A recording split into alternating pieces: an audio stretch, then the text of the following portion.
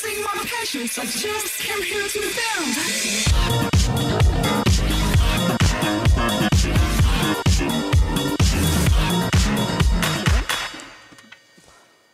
Bonjour à tous. Je me présente, je suis Caroline Ramat, je suis déléguée générale adjointe d'un incubateur de start-up qui s'appelle Paris Pionnière et qui est partenaire de Startup for Kids, parce qu'on a beaucoup de nos start-up qui sont présentes sur ce salon aujourd'hui, dont l'organisateur Scientibox, qui est une des start-up qu'on accompagne déjà depuis plus d'un an et demi. Et on a pour spécificité d'accompagner des start-up qui sont cofondées par des femmes. Voilà, ça existe depuis 10 ans. Donc aujourd'hui, ce qui nous anime, c'est le thème des concours, des défis et des challenges comme moteur de réussite et de motivation à l'école. Donc, on a avec nous Jamila Al-Khatib, qui est responsable du département pédagogique et culturel du CNAM au Musée des Arts et Métiers. Nous avons également Evlan Piatoro, qui est responsable des relations écoles et étudiants chez Microsoft. Et Anne Serron, présidente de l'association des jeunes et des lettres. Donc, ce qu'on vous propose, c'est déjà que chacune vienne présenter un peu son parcours, qu'est-ce qui l'a amené déjà au métier qu'elle exerce aujourd'hui, et la mission, et le concours, le défi ou le challenge qu'il propose aux jeunes. On voit que les gens s'installent, donc on va laisser les gens s'installer. On a un afflux massif tout d'un coup. Donc on va peut-être commencer et donc Isabelle Martin, qui est coordinatrice académique du Clémy Bordeaux, qui vient de nous rejoindre. On va peut-être commencer par Jamila, au niveau de qui nous présente un petit peu ce que tu fais au niveau du musée, et puis quelle est la mission du concours ingénieur en herbe. D'accord. Je ne sais pas si ça fonctionne. Si ça fonctionne, c'est parfait. Oula. On a même l'arrivée d'un paperboard. Alors donc bonjour à tous. Donc moi je suis comme dit responsable du département pédagogique et culturel du Musée des Arts et Métiers. Donc très rapidement mon parcours il est très simple. J'ai eu la chance de commencer ma carrière professionnelle dans ce musée. Je l'ai commencé en tant que médiatrice. Ensuite j'ai fondé les ateliers pédagogiques à la demande des enseignants. J'ai mis en place des formations pour les enseignants du premier degré, et puis aujourd'hui je suis responsable du département pédagogique. Alors pourquoi insister, on va dire, sur ce parcours-là? C'est parce que au bout de mes 15 années d'animation dans ce musée, j'ai eu la chance donc de pouvoir côtoyer des groupes scolaires, leur faire toucher du doigt l'intérêt de nos collections, leur replacer ces collections dans le contexte historique, social, enfin tout ce que fait, on va dire, un bon médiateur. J'ai eu également la chance de pouvoir collaborer avec des enseignants, alors essentiellement du premier degré. Pourquoi ?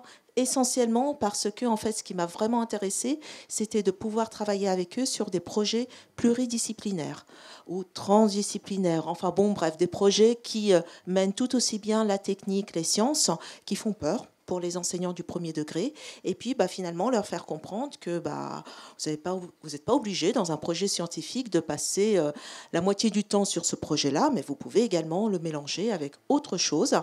Et donc à force de mettre en place des projets et de les proposer clés en main, je me suis rajouté un nouveau défi, et donc c'est le défi ingénieur en herbe, parce que c'est tout aussi bien un challenge, un défi pour les élèves que pour les enseignants et les organisateurs, autrement dit les médiateurs du Musée des Arts et Métiers, c'est de passer à un projet collaboratif. On passera peut-être à la description. Vous pouvez nous présenter le concours ingénieur en herbe. Je crois que vous nous avez apporté quelques photos pour nous raconter exactement en quoi consiste ce défi et ce challenge pour les élèves. Alors, donc, je suis désolée pour les intervenantes, parce que nous, on va avoir un torticolis, forcément. Donc, vous pouvez le passer. Alors, donc, l'idée, pour ceux qui ne connaissent pas du tout le Musée des Arts et Métiers, c'est un musée d'histoire des sciences et des techniques. Et le cœur, on va dire, de la présentation de nos objets de collection, c'est des objets qui sont réalisés par des ingénieurs.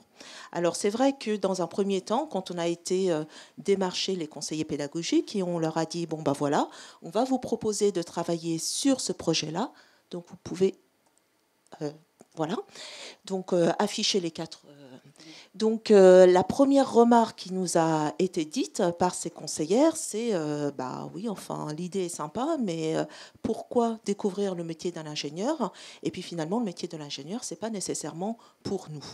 Donc, ce à quoi on a répondu, bah, d'une part, certes, c'est peut-être pas pour vous, mais nous, ce qu'on vise, ce sont les élèves. Et voici les 4 éléments qu'on a fait ressortir. D'une part, bah, à l'école, il faut que les élèves découvrent les différentes palettes de métiers possibles. Il est hors de question pour nous que tous ces élèves deviennent des ingénieurs. Mais ce qui est essentiel pour nous, c'est qu'ils découvrent ce métier et qu'ils se disent bah, pourquoi pas moi? Et si c'est pas moi, tant pis. De mener des projets donc touchant différentes disciplines et puis utiliser une démarche d'investigation. Peut-être concrètement, donc voilà, qu'est-ce qu'ils font? Et Eh ensuite, ben, on voilà. passera sur les objectifs pédagogiques dans un second temps, une fois que chacune se sera présentée. Donc, on va y arriver. Alors, donc, concrètement, l'idée, c'était de faire un lien entre le musée et l'école. Je ne reviens pas dessus, sauf si vous aurez des questions, hein, puisque de toute façon, il y aura un temps de débat. Juste très rapidement, on a des attentes complètement différentes. Des attentes différentes, mais comment est-ce qu'on a travaillé ensemble pour les mettre en commun? Alors, donc, pour monter ce projet, il y a différents acteurs. Et j'insiste sur le fait qu'il y a différents acteurs parce que tous les acteurs vont travailler ensemble. Que ce soit le comité de pilotage, que ce soit les enseignants, que ce soit les élèves, que ce soit les partenaires, que ce soit également... Et il ne s'affiche pas encore. Vous pouvez l'afficher en entièrement. Hein. Voilà. Donc, on va tous interagir entre nous et les derniers qui vont s'afficher sont toujours les collaborateurs qui sont cachés, qui travaillent dans l'ombre, mais qui s'arrangent pour que, on va dire, ce défi qui consiste à répondre à un challenge bien précis. Donc, la première année, c'était d'imaginer des compteurs. Ensuite, ces élèves vont travailler sur ce projet-là en classe, en venant au musée, alors non pas pour suivre une visite guidée, mais plutôt comme prescripteur et aller piocher des idées. Et à la fin de l'année, il y a un temps de restitution. Alors moi, je vous ai présenté que les photos du temps de restitution, puisque c'est le moment où on voit leur réalisation. Donc là, Donc là, la première année, donc comme je vous l'ai dit, il fallait imaginer un compteur mécanique. Pourquoi mécanique? Tout simplement parce que ça répond au programme scolaire de l'école. Et pourquoi pour nous un compteur? C'est parce qu'on a une collection qui pouvait répondre à ce défi-là. Et donc l'idée, c'est que chacun des élèves va le présenter à un jury de professionnels en médiation et d'ingénieurs. Et donc, à l'issue de cette présentation, ils sont tous rassemblés dans le plus grand amphithéâtre du conservatoire. Et ça les marque, hein, parce que c'est des petits pitchouns, hein, c'est des cycles 3. Et on va leur remettre un diplôme. Alors ensuite, quelques photos de réalisation des compteurs. Voilà, donc allez-y, hein, il va falloir que vous appuyez plusieurs fois. Alors, pourquoi est-ce que j'ai mis des photos complètement différentes? C'est parce que le défi était le même pour tout le monde. Réaliser un compteur mécanique. Et pourtant, ils ont tous réalisé des choses différentes. Et là aussi, c'était quelque chose qu'on voulait leur faire toucher du doigt. C'est que dans le métier de l'ingénieur, un ingénieur va avoir un seul cahier des charges, mais à charge à lui, et chacun va pouvoir proposer des choses complètement différentes. Que ce soit le compteur mécanique ou que ce soit les photos de l'année suivante, qui portaient sur les automates. Donc là, pour la deuxième année, il y avait des élèves qui s'étaient réinscrits, donc ils savaient le défi et ce qu'on allait attendre d'eux. Et donc là, sur le coup, les réalisations ont été beaucoup plus ambitieuses. Même, comme vous le voyez encore un tout petit peu, certains ont fait des dessins techniques sur leur cahier de sciences avant de passer à la réalisation.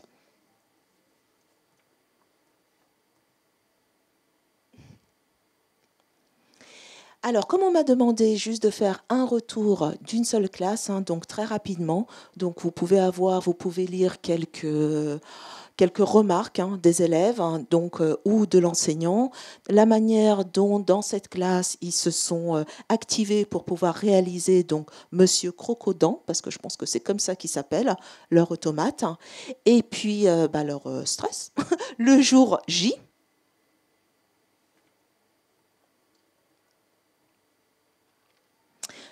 qui consistait en fait à la restitution. Donc là, juste derrière moi, hein, vous avez les 5 élèves qui se sont désignés pour le présenter au jury. Et puis, voilà. Et donc, ils étaient tout contents de leur présentation. La plupart du temps, la présentation peut être préparée par l'enseignant ou par les élèves eux-mêmes, hein. On a également eu ce cas-là. Tout ça pour vous dire que, outre le fait donc de l'importance de découvrir ce métier, les sciences, la technique, l'idée c'est aussi de travailler tous ensemble, que ce soit les enseignants, que ce soit nous. Voici la réalisation et mon dernier slide, le plus important, c'est pour vous remercier de votre attention. Merci Jamila.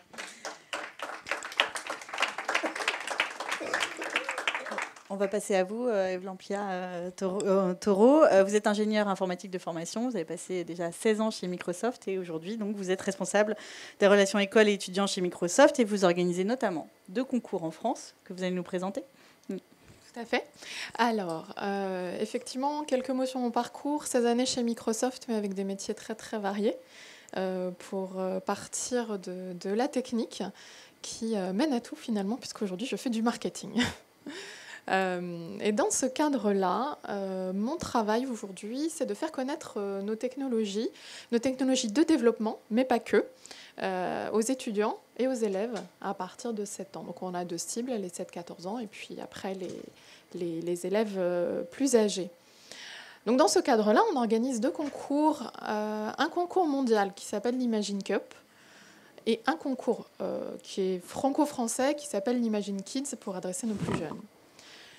À propos de l'Imagine Cup, c'est une compétition qui existe depuis bientôt 13 ans, 15 ans, qui est une compétition mondiale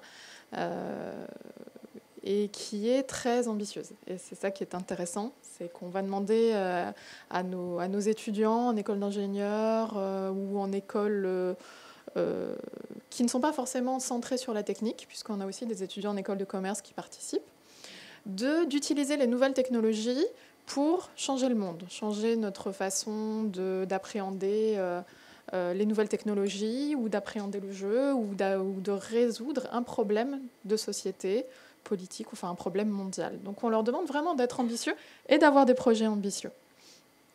3 catégories dans cette compétition: innovation, citoyen du monde et jeu. Et on leur demande de créer quelque chose. On les accompagne avec de la technologie, avec des coachs. On les aide à présenter leur idée, c'est-à-dire qu'on ne les aide pas que sur le point de vue technologique, mais on les aide également sur la partie présentation. S'ensuit une finale en France qui permet d'avoir un finaliste dans chacune de ces catégories. Et parmi ces 3 finalistes, qui sont quand même nos 3 vainqueurs français, une équipe est choisie pour représenter la France dans une finale qui a lieu à Seattle en fin d'année avec des équipes du monde entier. On s'est rendu compte que parmi tous les vainqueurs de cette compétition, la plupart des projets donnent lieu à des startups. Donc on les encourage aussi à entreprendre derrière, à mener leur idée jusqu'au bout. Il y a des prix assez motivants qui vont jusqu'à 50 000 $. Non, qui ne vont pas jusqu'à 50 000 $, qui sont de 50 000 $ par catégorie. Donc dans chacune des 3 catégories, on a un grand gagnant qui a aussi cette somme pour se lancer ensuite. Et ils ont également accès de manière privilégiée aux incubateurs qui sont gérés par Microsoft dans le monde. On a par exemple une équipe de Nouvelle-Zélande qui est incubée à Londres parce qu'ils ont fait ce choix-là aussi en tant qu'étudiants d'aller continuer leurs équipes à Londres.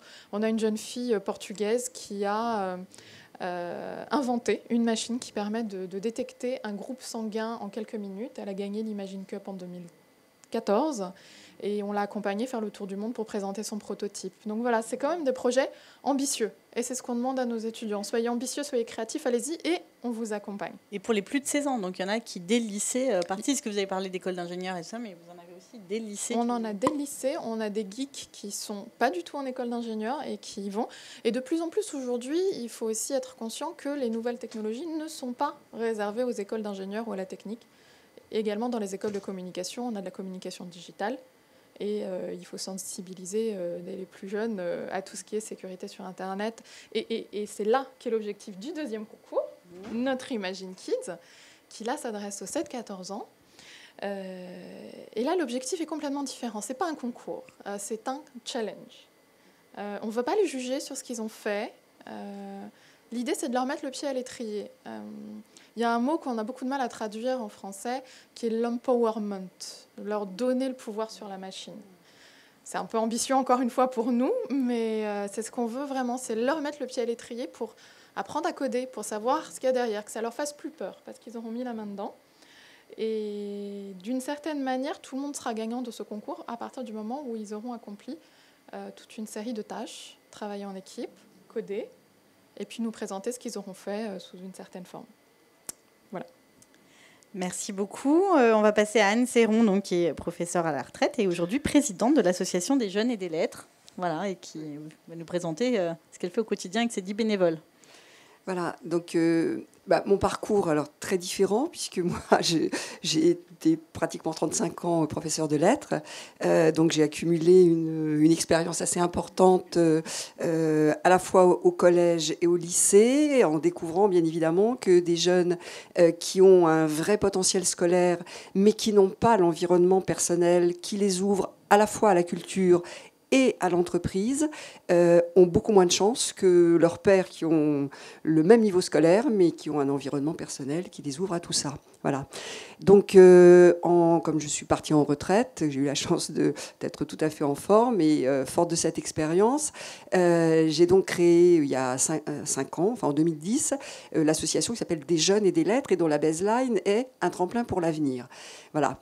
Et donc, il s'adresse là aux jeunes du lycée. Donc, beaucoup plus petit, pas mondial, ni même national, sur Paris, juste à côté d'abord au lycée Honoré de Balzac où moi j'étais enseignante, et puis maintenant également dans un lycée du 19e, enfin depuis 5 ans dans un lycée du 19e et dans un lycée du 11e. Alors, on a aussi... Alors, très rapidement, de quoi s'agit-il ? On prend des jeunes en seconde qui sont volontaires, puisque tout se passe en temps hors scolaire. Des jeunes qui ont conscience justement qu'ils veulent faire des études, mais qui n'ont pas cet environnement personnel, qui s'engagent sur un parcours qu'on appelle Tremplin 1, tout bêtement. On les emmène une fois par mois au théâtre. On a pris la clé, ou plus exactement, là, moi, j'ai pris la clé du théâtre parce que c'était plutôt ma passion, mais ça aurait pu être d'autres choses, la peinture ou la musique. La clé, c'est le théâtre, pour leur faire découvrir, donc, par à la fois le jeu, mais il y a aussi un challenge, les grands textes littéraires, pour qu'ils engrangent justement une culture personnelle, et qu'ils sachent, qu'ils puissent faire des ponts avec d'autres arts, donc justement la peinture, la sculpture, le cinéma, la musique, puisque pour chacun des spectacles, à la fois, on leur demande de faire une analyse du spectacle, donc vraiment de réfléchir, d'avoir un esprit critique, de rédiger une analyse, de faire des liens qu'on leur suggère avec d'autres arts. Donc tout se passe par Internet parce qu'ils sont issus de 25 classes différentes à chaque fois. On leur suggère donc de faire un lien avec, comme je disais, la musique, la sculpture, etc. Et au cours de l'année, on leur fait également rencontrer des entreprises mécènes de l'association, de manière à, d'une part, à les ouvrir vers l'entreprise et à leur faire découvrir tout un panel de métiers qu'ils ignorent. Donc là, je vous rejoins quand vous dites qu'il faut effectivement leur faire découvrir des métiers. Challenge, pourquoi ? Parce qu'ils rédigent un journal de bord toute l'année, assez exigeant. Et on le présente à un jury interne à DJL, mais qui comporte des gens de l'entreprise, de la culture, puis des gens de l'association. On présente ce journal de bord, et s'ils ont fait quelque chose de qualité et s'ils ont été assidus, donc c'est un vrai challenge, on les emmène 4 jours au Festival d'Avignon, ce qui correspond à une récompense très forte et à une ouverture, bien évidemment, vers des spectacles vivants plus larges. Ensuite, on les accompagne également en première, toujours sur la base du volontariat et les mêmes, avec quelque chose de plus autonome, puisque d'une part, on leur fait découvrir en groupe l'opéra, la musique classique, la danse et du théâtre étranger. Ça, c'est en groupe. Et en autonomie, ils et on a un partenariat avec des théâtres qui leur offrent des invitations en échange d'une critique que nous mettons sur notre page Facebook et que nous mettrons sur notre site. Donc on est toujours dans l'idée d'autonomie et de responsabilité, et aussi un peu de challenge, même si au bout il n'y a pas la cerise d'Avignon, mais il y a une vraie émulation entre eux pour faire de belles critiques et pour qu'elles soient publiées et qu'elles soient envoyées au théâtre. Et on continue à les accompagner en terminale, toujours sur la base du volontariat, s'ils le souhaitent. Alors là, ils sont encore plus autonomes, puisqu'ils sont invités au général ou aux premières des grands théâtres, comme l'Odéon, la Comédie Française, les Bouffes du Nord, etc. Pardon. Et là, ils rédigent aussi, il y a toujours l'idée, on est invité, mais on rédige une critique, et qu'ils envoient directement au chargé des relations publiques du théâtre. Et dans ces deux parcours de première et terminale, il y a la découverte toujours des métiers. Donc en première, des métiers administratifs d'un théâtre, et en terminale, la découverte de start-up, puisqu'on leur fait découvrir un incubateur de start-up. Et j'espère peut-être d'autres, là, finalement. Avec grand plaisir. Voilà. Vous êtes les bienvenus chez Paris. Et on continue à les accompagner après, comme anciens de Déjeuner des Lettres, mais on est plutôt jeunes pour l'instant, en leur permettant de revenir vers nous pour, s'ils ont besoin de stages. Et puis quand ils vont être sur le marché du travail, pour l'instant ce n'est pas encore le cas, qu'ils reviennent vers nous éventuellement pour qu'on les aide à trouver du travail, puisque ce sont en général des jeunes qui n'ont pas justement le réseau que d'autres ont. Voilà. Merci Anne. On va passer à Isabelle Martin, qui est donc coordinatrice académique au Clémy à Bordeaux. Alors, qu'est-ce que le Clémy et quelle est sa mission ? Alors, le Clémy est le centre de liaison de l'enseignement et des médias d'information, qui est rattaché à Canopé, donc opérateur du ministère de l'Éducation nationale. Donc dans chaque académie, d'ailleurs, il y a un certain nombre de collègues délégués ou coordonnateurs donc des différentes académies de France. Donc notre mission, c'est de promouvoir l'éducation aux médias, sachant que l'éducation aux médias, elle a beaucoup évolué. Le Clémy a été créé il y a 30 ans. Il y a 30 ans, faire de l'éducation aux médias, c'était travailler surtout sur les médias d'information. Et depuis le début des années 90, je dirais avec l'apparition du Web 1, mais surtout le début des années 2000, le Web 2, le Web collaboratif, du coup, notre mission, elle a muté, puisque si nous travaillons toujours sur les médias d'information, nous travaillons aussi sur les médias au sens large et tout ce qui est moyen de diffusion de l'information sur le net, en fait. Et donc, le travail sur la citoyenneté intègre un travail aussi sur la cybercitoyenneté. Et donc, dans ce cadre-là, si vous voulez, donc on travaille donc avec un certain nombre donc, de dispositifs. Les concours sont un dispositif parmi beaucoup d'autres, dans la réforme du collège, par exemple, si on parle de l'actualité, c'est vrai que l'éducation aux médias intègre les enseignements obligatoires. Ça, c'est une grande nouveauté pour nous. Donc, en tout cas, les concours étant un dispositif, je dirais c'est une modalité de travail particulière. Et dans les témoignages qu'il y a eu précédemment, il y a beaucoup de points de convergence finalement entre nos actions. Et ce qui est intéressant dans ce dispositif, finalement, c'est le travail en mode projet, quoi. Je crois que c'est ça qui est extrêmement formateur. Alors en éducation aux médias, on a une certaine pratique, que ce soit dans le cadre du concours ou en dehors. Et c'est aussi le défi que va avoir l'école avec la réforme du collège, c'est intégrer cette modalité de travail en mode projet dans les enseignements obligatoires. Donc ça, c'est une révolution parce que beaucoup d'enseignants ne sont pas encore prêts à se lancer. Donc, pour parler du Wikiconcours, puisque c'est le sujet qui nous intéresse, donc c'est un partenariat donc Canopé, Clémy, Wikimedia France, qui est mené cette année pour la 3e édition. Alors, avec un gros succès. Alors, pourquoi Wikipédia ? Pourquoi introduire Wikipédia à l'école ? C'est ce qui nous a intéressé au Clémy. C'était justement de faire... Tout à l'heure, vous parliez de prise d'empowerment et le fait qu'on reprend la main sur la machine. Là, c'est-à-dire, on reprend la main sur l'encyclopédie collaborative, très décriée, c'est en train de changer, mais très décriée il y a quelques années par le milieu enseignant, puisque vous savez que dans les moteurs de recherche, en particulier Google, quand on tape un sujet, souvent les résultats qui sortent en premier sont ceux de l'encyclopédie Wikipédia, c'est pour ça que les élèves l'utilisent beaucoup.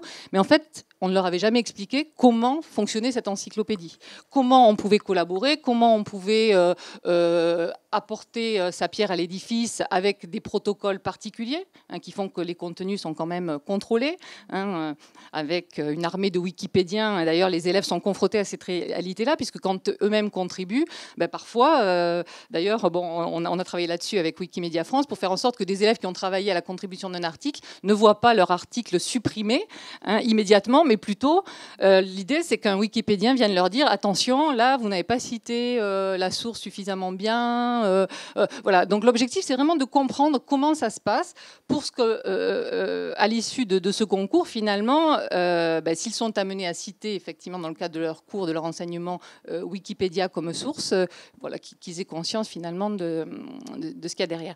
Donc, ce travail en mode collaboratif, il est aussi, dans la réforme du collège et dans les nouveaux enseignements pratiques interdisciplinaires, il va être évalué, en fait, aussi.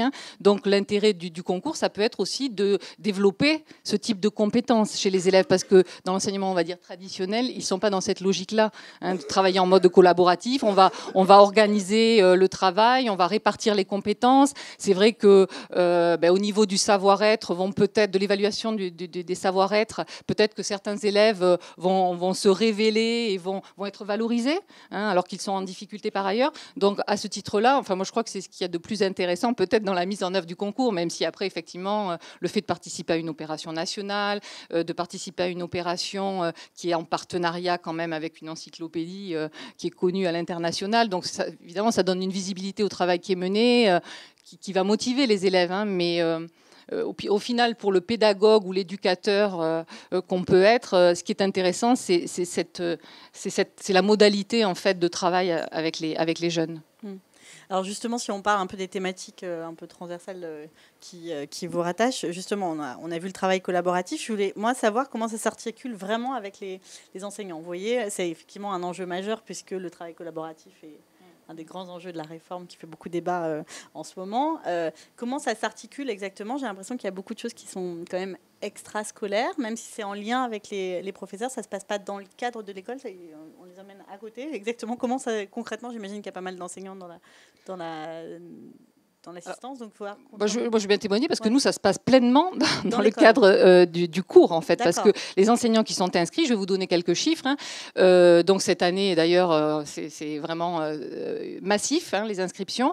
On a 78 établissements inscrits, 78 classes de 19 académies. Et parmi ces 78 établissements, il y a 6 établissements du réseau des établissements français à l'étranger. Lycée de New York, par exemple. Et donc, en fait, ce qui est intéressant... Je ne sais plus ce que... Excusez-moi, je perds le fil. Donc, en fait, oui, ce que je voulais vous dire, c'était que les contributions, donc 78 établissements, on peut imaginer 70 contributions si ce sont des contributions collectives, des contributions de classe, mais parfois, sur une même classe, un enseignant va décider de constituer des groupes qui ne vont pas forcément faire le même travail. Donc, puisqu'il y a plusieurs types de contributions à l'encyclopédie, soit on prend un article qui est à l'état d'ébauche et on va ajouter du contenu, soit on crée carrément un article. Donc, finalement, voilà, les possibilités sont extrêmement variées. Et après, les enseignants, ça peut être sur des thématiques scientifiques avec des enseignants de sciences. Dans tous les cas, souvent, le documentaliste est associé, puisque sur la question de travail sur les sources, éducation, infodocumentaire, c'est vrai que c'est souvent eux qui sont porteurs du projet, mais ça peut être un enseignant de sciences économiques, un enseignant de lettres qui va faire un article sur la création d'une cinémathèque. Enfin, il y a beaucoup de possibilités, en fait. Et alors, les enseignants s'en sont massivement saisis, puisque l'an dernier, nous avions 31 inscrits, 31 établissements inscrits, et la première année, je crois, une dizaine d'académies.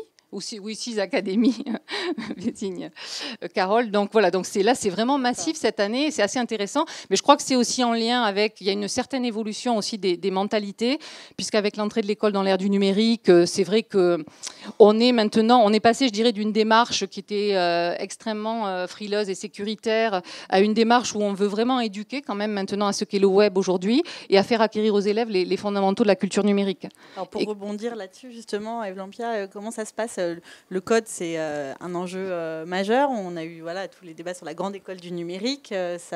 Vous vous articulez comment avec l'éducation nationale ? Il y a deux choses, puisqu'il y a les deux concours qui fonctionnent de manière complètement différente, enfin les deux compétitions. En ce qui concerne l'Imagine Cup. Donc pour les grands, les 4, les 7, non, 14. Pas les 7-14 ans, l'Imagine Cup. Ah oui, l'autre, c'est ça, c'est le... Voilà. C'est un peu perdu. Donc. On a un certain nombre d'écoles qui ont mis ça à leur programme. C'est-à-dire que les étudiants ont un projet de fin d'études qui va être présenté à la compétition. Et là, ils ont l'accompagnement de leurs enseignants, de leur école, plus l'accompagnement que nous allons leur donner. Qui est un accompagnement plus technique ou un coaching de présentation. Et là, ils profitent de l'aide complète et de leurs écoles et de ce qu'on peut leur apporter, avec un objectif derrière d'employabilité. Il ne faut jamais oublier que nous, ce qu'on a derrière, c'est entrepreneuriat, employabilité, puisqu'ils vont être capables de dire, nous, on connaît ces toutes dernières technologies, on a mis les mains dedans. En ce qui concerne l'Imagine Cup, l'Imagine Kids, la démarche est un petit peu différente, puisque là, c'est des 7-14 ans qui, de toute façon, doivent être accompagnés de bout en bout sur ce projet-là. Et là, on va adresser non seulement les enseignants pour les accompagner à accompagner les élèves, mais également les associations type certaines qui sont présentes sur cet événement pour encadrer les élèves dans des projets qui sont autres. D'accord. Anne, je crois que vous intervenez dans des quartiers politiques de la ville, donc vous avez une action très, peut-être vraiment pour offrir l'accès à des jeunes qui n'ont pas accès au théâtre. Voilà. Alors, nous, on intervient vraiment dans des lycées très précis. Honoré de Balzac dans le 17e, le lycée Bergson dans le 19e et le lycée d'Orient dans le 11e. Ceci parce que, on est une petite structure, 10 bénévoles, on n'a pas non plus un budget gigantesque. Et donc, on accueille à peu près chaque année entre 70 et 80 jeunes. Enfin, notre ambition, c'est 80 jeunes, avec 40 jeunes en seconde. Alors là, nous, on a une emprise directe avec les établissements et avec les enseignants, en présentant le projet en amont, et ensuite on passe en fait dans toutes les classes de seconde, ce qui représente un vrai marathon au début de l'année, pour présenter le projet, et on est appuyé bien évidemment par les enseignants qui souvent ont parlé des jeunes et des lettres à leurs élèves, mais aussi au tout début de l'année, et puis quand on est vraiment appuyé par le proviseur et par l'équipe éducative, c'est très important, et ça c'est vrai dans presque tous les lycées. Voilà, donc nous, on est vraiment en prise directe. Mais une fois que les jeunes sont recrutés, ils sont avec nous, en fait, et on insiste beaucoup sur le fait qu'ils sont un groupe des jeunes et des lettres, et pas du tout un groupe Balzac et un groupe Bergson. L'idée, c'est vraiment après de former un groupe propre à l'association. D'accord. Parce que ça favorise aussi alors je ne vais pas le dire il n'y a pas de terme, multirégional, ça ne sera pas ça, multi-arrondissement, que des jeunes du 17e, ça paraît très bête, mais des jeunes du 17e puissent aller rencontrer des jeunes du 19e, puissent découvrir des théâtres de tous les quartiers, d'arrondissements dans lesquels on ne va pas obligatoirement, si on habite dans le 19e, on ne va pas obligatoirement à l'Odéon dans le 6e. Et aussi, on va dans trois théâtres de la périphérie de Paris. Donc, ça paraît très bête, mais c'est très important, ça aussi, de pouvoir sortir de son quartier. Oui. Je voulais juste, avant de passer aux questions de la salle, parce qu'après on a 20 minutes d'échange, j'imagine qu'il y a plein de questions. On dit, challenge et défi comme moteur de réussite. Est-ce que vous avez des exemples ? Et puis aussi accès donc à l'univers scientifique, numérique, culturel. Est-ce que vous avez des exemples de jeunes qui étaient en échec scolaire et qui, grâce à cette méthode finalement et cette manière d'apprendre, puisqu'on apprend sans s'en rendre compte, c'est un peu l'objectif de chacun des programmes inventés dans vos structures. Est-ce que vous avez des exemples de gens de jeunes qui se sont révélés, qui vraiment étaient en échec et qui finalement se sont dit ingénieur, c'est fait pour moi, le code, je peux le faire. Puis aussi parce que j'ai une petite sensibilité là-dessus. Est-ce qu'il y a des jeunes filles aussi, parce que c'est quand même une des problématiques majeures qui ça a été un accès facilité. Voilà. Puisque j'ai le micro, Ouais. je le garde là. Alors moi j'ai un très bel exemple. Alors nous, ça ne s'adresse pas à des jeunes en difficulté. Ça s'adresse justement à des jeunes qui ont un potentiel scolaire, mais qui n'ont pas, alors qui sont en difficulté entre guillemets, qui n'ont pas l'environnement personnel. Voilà, et c'est vraiment pour leur donner les mêmes chances. Je dirais globalement, c'est un petit peu les jeunes dont on ne parle jamais, c'est-à-dire qui ne sont pas en échec scolaire, qui ne sont pas obligatoirement, qui ne sont pas déscolarisés. C'est pas du tout ça justement. C'est plutôt ceux pour lesquels il n'y a pas vraiment de structures qui sont prévues. Alors, on a un très bel exemple d'une jeune fille issue de l'immigration qui est rentrée en seconde, qui était fille qui avait un vrai potentiel et qui n'était jamais allée au théâtre, sauf peut-être dans le cadre scolaire, ce qui est souvent le cas des jeunes d'ailleurs qui arrivent avec nous, et qui a découvert vraiment la culture, qui a amené l'année suivante d'ailleurs, parce qu'on lit un peu les parents, parce que les parents peuvent venir aussi parfois au théâtre avec leurs enfants. Sa maman, qui était voilée, est allée au théâtre pour la première fois de sa vie quand sa fille était en première. Et cette jeune fille a découvert que Sciences Po, ça existait. Et elle avait la chance d'être au lycée Bergson, où il y a une petite préparation à Sciences Po. Et elle a réussi Sciences Po. Et ça, pour nous, c'est quand même une... Et elle reconnaît, bien évidemment, elle avait ses qualités personnelles, il y a eu l'enseignement, etc.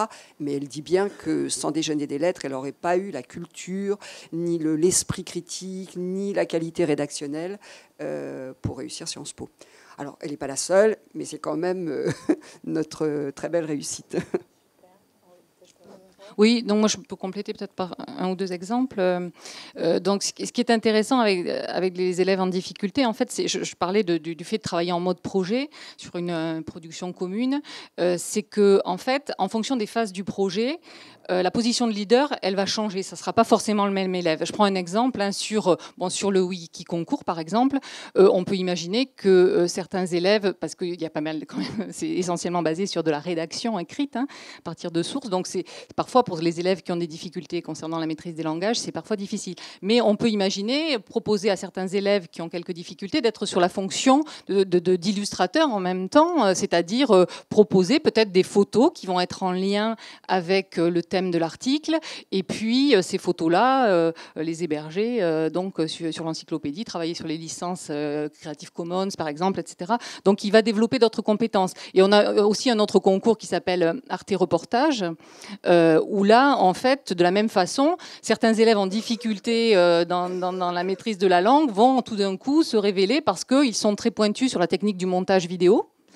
Et là, ils vont apparaître dans le groupe comme les experts, alors qu'ils sont en échec par ailleurs, quoi. Hein, voilà. Oui. Ce qui est intéressant avec la technologie et peut-être le code et l'interface avec la machine, c'est que la machine ne juge pas. C'est-à-dire que s'il y a une erreur, il y a une erreur. On apprend à la corriger tout seul, mais il n'y a pas de jugement de la machine. La machine, voilà, ça marche ou ça marche pas, mais elle vous dira pas. Il n'y aura pas ce ton où il n'y aura aucun jugement, même quand on n'a pas forcément envie de le faire. On le fait tous en tant que parents un petit peu quelquefois. Et c'est ça aussi qui est intéressant. Et de voir aussi qu'ils arrivent à le faire. J'arrive à faire quelque chose tout seul. Et se sentir valorisé dans une réalisation très concrète qui sort peut-être des apprentissages classiques et être bon dans quelque chose qui leur permet de gagner confiance en fait. Puis moi, très rapidement, parce que du coup, c'est très bien, puisque je vais faire un résumé des 2 dernières interventions. Donc nous, en fait, on touche, on va dire, différentes origines sociales des élèves. Mais c'est vrai que ce qui est le plus important, c'est que comme on est en mode projet et que c'est une réalisation pour l'ensemble de la classe, donc j'ai envie de dire, les élèves qui y participent, ils vont devenir mordant, quoi, parce que c'est leur idée, donc ils vont défendre leur idée, et pour mieux la défendre, pour mieux réaliser donc ce prototype, ils vont aller chercher les différentes compétences et savoir-faire. Donc celui qui sait bien dessiner, il va faire les dessins techniques, celui qui sait bien bricoler, il va commencer à bricoler, mais lui tout seul, il s'en sort pas, donc il va devoir demander aux autres de venir l'aider. Et puis en ce qui concerne les erreurs, comme en fait on utilise du matériel très simple, du matériel de bureautique, donc ils ne sont jamais face, on va dire, à une position où là j'ai une idée, mais est-ce que je peux vraiment me lancer parce que le matériel est coûteux? Non, c'est du carton, donc vas-y, tu as ton idée, teste. Et c'est l'un des retours qu'on a eu des différents élèves qui se sont dit, on a également appris qu'il était possible d'apprendre sur nos erreurs et de l'améliorer au fur et à mesure. Et donc quand ils viennent, la même chose au musée, ils ne viennent pas en simple, on va dire, consommateurs. Ils sont là, ils arrivent avec des questions. Et le plus important pour nous, comme je pense également dans ce projet-là, c'est qu'ils découvrent ou ils apprennent qu'ils peuvent apprendre partout et de façon différente. Super. On va passer à l'échange avec la salle. Je crois qu'il y a d'autres initiatives sur les défis et challenges, si on voulait les présenter. Et puis voilà, si vous avez des questions pour les intervenants. Lancez-vous. Oui, bonjour à tous. Donc, moi, je m'appelle Karina Chatin et je suis responsable de l'éducation au numérique à la CNIL. Donc, la CNIL, pour ceux qui ne la connaîtraient pas encore, c'est la Commission nationale de l'informatique et des libertés, qui, pour faire court, a mission de protéger les droits, libertés, vie privée des individus à l'ère du numérique. Et donc, inutile de dire qu'aujourd'hui, nous avons pas mal de travail. Et donc, on a choisi de lancer un concours l'année dernière, parce qu'on trouvait que le concours était un moyen de faire participer les jeunes, je dirais, d'une manière un peu différente, et de sensibiliser les plus jeunes aux enjeux donc, de la protection de la vie privée sur le web, un peu en s'amusant aussi, comme vous le disiez tout à l'heure, en prenant des risques. Donc on a lancé ce concours l'an dernier avec les membres du collectif pour l'éducation numérique, dont au moins 2 représentants sont là, le CLEMI et le CNAM, puisqu'on a dans ce collectif donc, des acteurs du monde de l'éducation, de la recherche, des fondations d'entreprises, des institutions publiques. Et donc tous ces organismes à but non lucratif ont décidé donc de s'unir en mai 2012 pour, je dirais, développer des actions très concrètes en matière d'éducation au numérique et notamment des plus jeunes. Donc ce concours vise je me tourne un peu de ce côté quand même. Ce concours vise les 18-25 ans. Donc que ce soit des étudiants en école, en université, voire pas des étudiants du tout, qu'ils soient hors du système éducatif.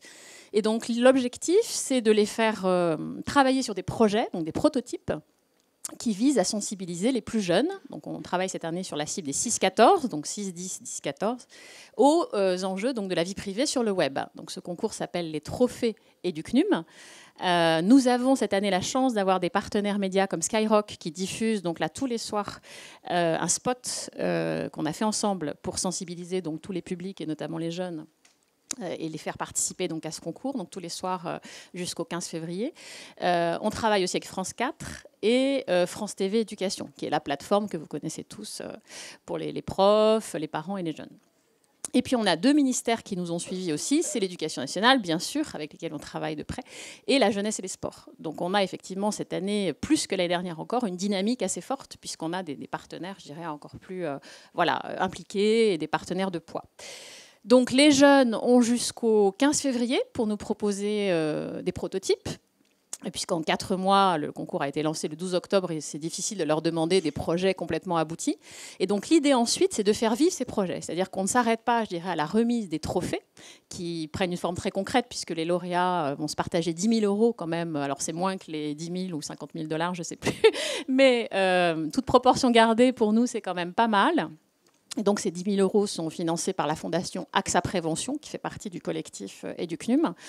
Et donc grâce à ces financements, ils vont aussi pouvoir, je dirais, développer leur projet, qui n'est qu'à l'état de prototype. Par exemple, l'année dernière, nous avons eu un projet lauréat qui était un web documentaire, qui s'appelle Les aventures croustillantes de Principe, donc qui raconte les aventures d'une pomme de terre sur le net, à qui va arriver tout un tas d'aventures, qui va par exemple rencontrer une ravissante tomate, à qui il va donner son numéro de passeport, la carte bancaire de son papa, etc. Et en fait, cette tomate va se révéler être un poivron pirate, donc il y a aussi voilà, toutes les thématiques qui sont abordées à travers ce web documentaire de l'usurpation d'identité, de la protection des données personnelles, de la vie privée, etc. Et donc ce projet a été repris par le ministère de l'Éducation nationale qui va lui lancer à partir de ça donc son propre concours à partir de janvier dans toutes les écoles élémentaires de France à partir de ce web documentaire et va donc proposer aux enseignants de faire naître un projet de cette nature. Donc c'est vraiment un grand succès pour les auteurs donc, et les étudiants de la faculté de Panthéon-Sorbonne puisque grâce au financement plus au partenariat avec le ministère vont pouvoir faire grandir, je dirais, leur projet, le démultiplier et être un peu célèbres finalement puisqu'ils vont aussi passer sur France 4, voilà, ils sont sur les sites de tous les membres du collectif et du CNUM. Enfin bon, donc il y a vraiment un suivi derrière. Voilà, je ne sais pas s'il y a des questions par rapport à ce concours, dont c'est la 2e édition, donc cette année. Et j'invite d'ailleurs si vous êtes enseignant ou si vous avez des enseignants dans des écoles, des universités, à faire participer vos élèves et vos étudiants. Merci. D'autres questions? Est-ce qu'il y a des enseignants dans la salle?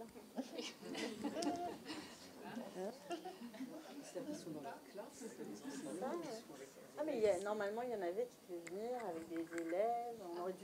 J'aurais voulu avoir des élèves pour leur demander si les défis c'est quelque chose qu'on aurait dû intégrer dans le quotidien de l'apprentissage, mais malheureusement nous n'avons pas de jeunes.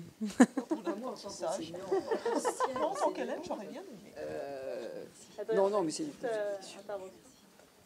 Oui, bonjour. Je vais parler au nom du Clémy, c'est-à-dire de façon collective. Il y a des enseignants qui se cachent derrière des statuts complexes de coordonnateurs et coordonnatrices Clémy dans la salle. Non, moi, je voulais juste évoquer la question du concours sur le double aspect. Alors, c'est pas le double effet qui se coule, mais quand même, il faut en avoir conscience. Et je sais que ce sont des discussions que nous avons souvent. C'est que vraiment, la notion de concours, pour nous, en tout cas dans l'institution, c'est vraiment un levier au sens un levier un peu premier, voire primaire, de motivation, certes. Mais de l'autre, on n'oublie pas aussi qu'idéalement, et c'est ce que j'avais eu l'occasion de dire pour le wiki concours, on rêve d'être totalement débordé au point qu'on ne peut plus gérer le concours, que le concours tombe, qu'il n'existe plus et que tout le monde s'empare de la pratique. Donc c'est la question de comment, avec un concours, on impulse finalement, mais un peu à l'insu des participants au départ, une bonne pratique qui va se construire et se creuser. Donc au fond, on a toujours un peu aussi cette vigilance à avoir, parce qu'un concours, vous aurez tendance, on a le cas au Clémy avec les journaux scolaires et lycéens, vous allez avoir un peu toujours les mêmes, un peu les plus vaillants, les plus créatifs, toujours les plus, qui vont évidemment plutôt au départ, naturellement, on va dire culturellement plus exactement, voilà, se jeter un peu sur toutes les opportunités. Donc ce qu'il faut aussi veiller à faire dans l'institution, c'est comment on met en partage sincèrement et d'une manière massive, c'est-à-dire démocratique, les concours aussi. C'est-à-dire qu'il faut produire des effets de levier à l'intérieur des concours qui vont faire que celui qui n'a jamais fait, celui qui se dit « Ah ben oui, mais nous, on n'a pas le niveau, on écrit vraiment, on fait des fautes à tous les mots, c'est l'horreur, wiki concours, oh là, on va pas y aller, on va jamais s'en sortir, etc. » Il faut trouver le moyen d'accompagner cette chose-là de manière à ce que vraiment toutes et tous, filles, garçons aussi sur la question des techniques, et c'est un enjeu, vous en parliez tout à l'heure. Donc c'est à nous de finement gérer aussi l'évolution et la nature des prix que nous donnons et comment on les appelle. Voilà pourquoi on a souvent des prix qui sont complémentaires. C'était l'enjeu du jury Wiki Concours l'année dernière et l'année d'avant. C'est comment on va produire un prix qui fait sens au-delà de la question de si j'ose dire, de la performance scolaire. Il faut être sur d'autres choses et pas que sur la performance scolaire. Voilà, je voulais donner cet éclairage, mais je ne doute pas que d'autres vont rebondir, et dont Pierrette de Martinique, coordonnatrice, donc Clémy. Merci, bonjour à tous. Je trouve tout à fait intéressant les expériences que vous proposez. Dire simplement que ça s'inscrit particulièrement dans ce qu'on demande actuellement à l'école, parce que aussi bien pour le parcours d'éducation artistique et culturelle des jeunes et des lettres correspond exactement à ce qui est demandé, parce que c'est le travail des élèves tant à l'école, avec les enseignants, que hors l'école, avec donc des partenaires comme des associations ou des parents, voilà. Pour ce qui concerne les concours autour de Arts et Métiers et Microsoft, ça rentre parfaitement dans ce qu'on appelle les parcours à venir. Hein. Voilà. Et donc, en fait, ce que je trouve tout à fait intéressant, idem pour le parcours sur le wiki, autour de la citoyenneté, parce qu'en fait, ce que ça montre, en fait, c'est que le jeune, pour grandir dans la société, a besoin de partenaires à l'école, hors l'école, les parents. Enfin, nous sommes tous, en tant qu'adultes, obligés de nous y mettre pour que ça soit une société effectivement plus juste. Voilà. Mais je trouve que c'est vraiment intéressant d'avoir des expériences aussi diverses, hein, en lettres, en culture, en informatique, autour du wiki, etc., arts et métiers, et qui participent également à ce que nos jeunes deviennent des personnes, de vrais citoyens, en fait. Voilà.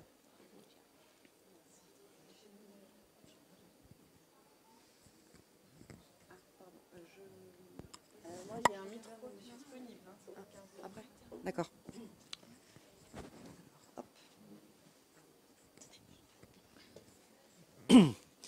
Oui, j'aurais une question qui concerne assez directement les startups.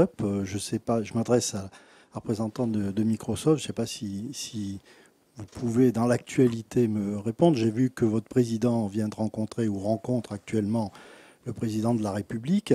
Il ne vient pas les mains vides, puisqu'il vient avec un très gros chèque en direction des startups de la French Tech. Alors, je ne sais pas si vous avez la possibilité de nous en dire quelques mots, mais évidemment, c'est un sujet qui nous intéresse au plus haut point. Alors, je ne connais pas tous les tenants et les aboutissants du projet. Ce que je peux vous dire, c'est que Microsoft est très engagé dans tout ce qui est partenariat, entrepreneuriat. On a un partenariat avec la French Tech. On met en place des partenariats avec un certain nombre d'incubateurs dans toute la France. On essaye de ne pas rester centré sur Paris et l'Île-de-France. On a, pour accompagner cette démarche, le nouveau directeur de la division à laquelle j'appartiens, qui est Nicolas Gaume, qui est un entrepreneur lui-même. Je ne sais pas si son nom vous dit quelque chose, mais voilà. Donc c'est une impulsion, en tout cas c'est une direction qu'on souhaite aborder. On a nous-mêmes Microsoft a des incubateurs partout dans le monde. Il y en a un rue du Sentier à Paris qui est, c'est vrai, orienté nouvelles technologies. Forcément, on ne se refait pas. Et oui, nous soutenons beaucoup cet axe-là, via ce concours également, les concours dont je vous ai parlé tout à l'heure, puisque les gagnants des concours sont encouragés à monter leur start-up, et en tout cas, on essaie de les accompagner dans ce sens-là aussi. Ça répond à peu près.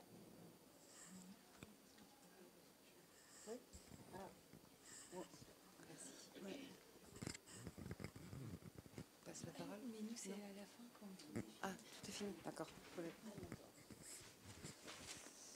D'autres questions? On va peut-être passer à Super Julie alors. Voilà.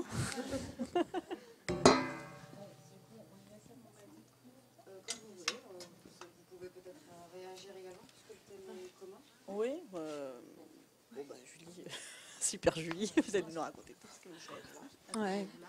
Enfin, je vais parler de quelque chose de plus particulier. Alors, dans l'optique du défi, justement, on a eu l'idée, c'est un peu orienté média, mais pas à 200%. On a eu l'idée à 4 actrices de lancer un défi qui permet d'avoir des moments joyeux et vraiment ciblés parents-enfants jusqu'à Nouvel An. Donc ça s'appelle Ma parenthèse enchantée, on va peut-être la voir en grand. On ouvre une page Facebook à plusieurs et le but c'est de passer 10 minutes par jour de qualité avec son enfant. Parce qu'on est toutes dans le rush, toutes et tous, le soir, on a la machine à enclencher de devoirs, de bains, de dîner et ainsi de suite. Et on se rend compte que les enfants se retrouvent au lit sans qu'on ait vraiment eu le temps de s'asseoir avec eux, de se poser, de leur parler et de jouer avec eux alors qu'ils sont en attente. Et c'est peut-être le moment tampon idéal où ils vont être satisfaits d'avoir passé du temps avec nous et ensuite de pouvoir repartir sur autre chose de plus, de moins sympa, enfin de moins rigolo, du style les bains, douches, devoirs et compagnie.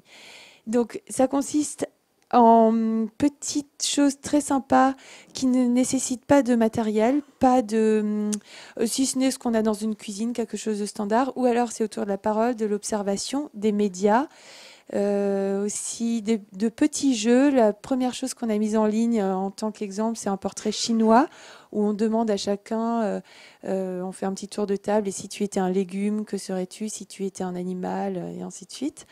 Et on va faire aussi comme ça des jeux des odeurs. Chaque jour à 13 h, un défi est posté. On peut regarder et ensuite l'appliquer le soir même.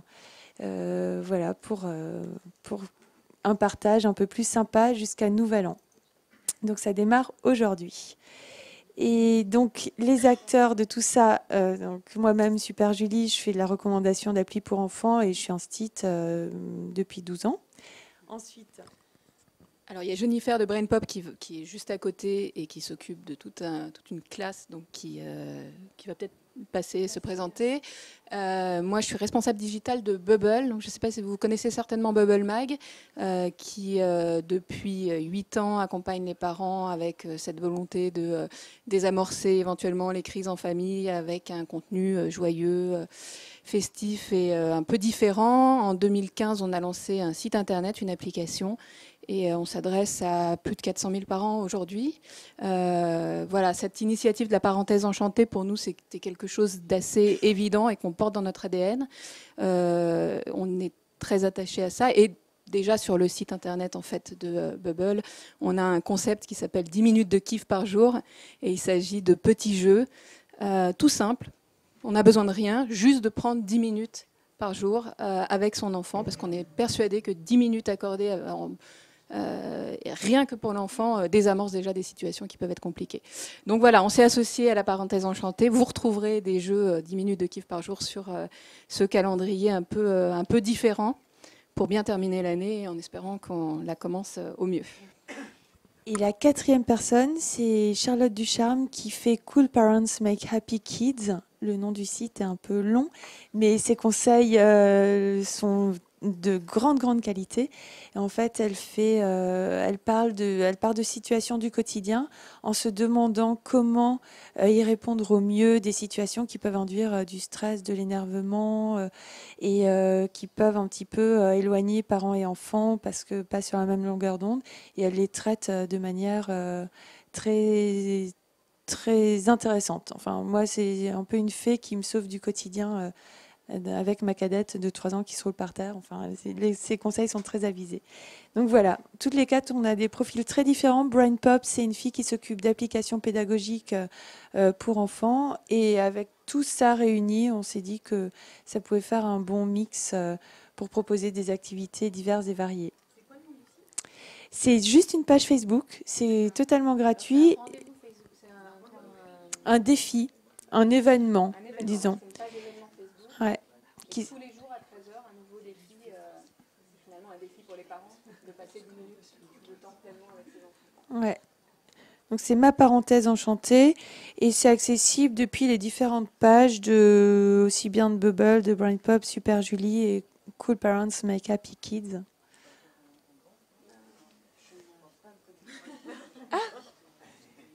Ah, pas connecter le. Ah mince. Bon, en tout cas, c'est jaune. Enfin, si vous tapez dans la recherche le bandeau Facebook, ça devrait sortir. Certainement. Et on a mis 40 instants magiques à partager. Ah, bah voilà, c'est ça. Voilà. Et ce qu'on se disait, c'est besoin de rien, envie de joie, pas de matériel. On s'occupe de tout. Et juste, les enfants iront 10 minutes, un quart d'heure plus tard au lit. Mais vu les souvenirs que ça peut créer, ça peut être sympa. Et ça peut changer un petit peu du rush du soir, quoi. Voilà. Et dites-nous si c'est chouette, enfin, si ça vous plaît. Le portrait chinois a très bien marché chez moi, donc j'espère que ce sera le cas chez vous aussi. Merci beaucoup.